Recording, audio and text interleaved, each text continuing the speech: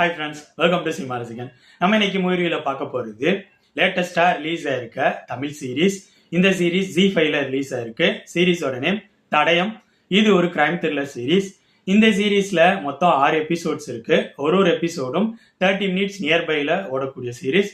இந்த சீரீஸோட ஸ்டோரி 90கள் அந்த காலகட்டங்களில் நடக்கிற மாதிரி காட்டுறாங்க. எக்ஸாக்டா சொல்லணும்னா 95, 99 இதுல இந்த சீரீஸ் மாறி மாறி நான் லீனியர்ல டிராவல் பண்ற மாதிரி காட்டுவாங்க.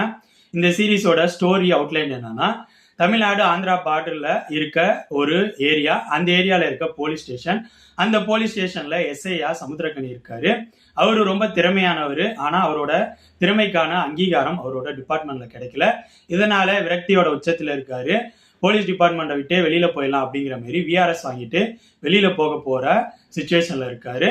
இந்த டைம்ல அங்க சிவாதா போலீஸ் இன்ஸ்பெக்டரா நியூவா ஜாயின் பண்றாங்க. அவங்க ஜாயின் பண்ண கொஞ்ச நாள்லயே அந்த சரௌண்டிங்ல ஃபர்ஸ்ட் ஒரு ஹஸ்பண்ட் அண்ட் ஒய்ஃப் கொல்லப்படுறாங்க. அந்த கேஸை சமுத்திரகனி தான் இன்வெஸ்டிகேஷன் பண்றாரு. அவர் இன்வெஸ்டிகேஷன் பண்ணிட்டு இருக்கப்பே மறுபடியும் அதே ஏரியால ஒரு ஹஸ்பண்ட் அண்ட் ஒய்ஃப் கொல்லப்படுறாங்க.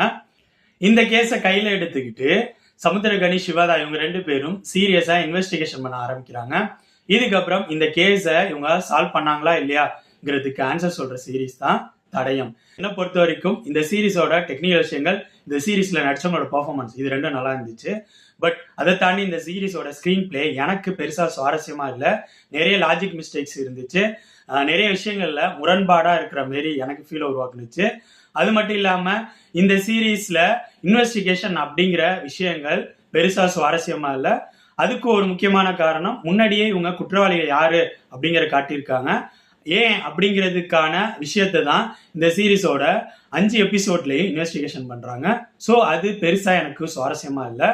என்னை பொறுத்த வரைக்கும் இந்த சீரீஸ் ரொம்ப ஆவரேஜான சீரீஸ். இந்த சீரீஸ் ZEE5ல இருக்கு. இந்த சீரீஸ்ல வயலன்ஸ் கொஞ்சம் அதிகமா இருக்கும்.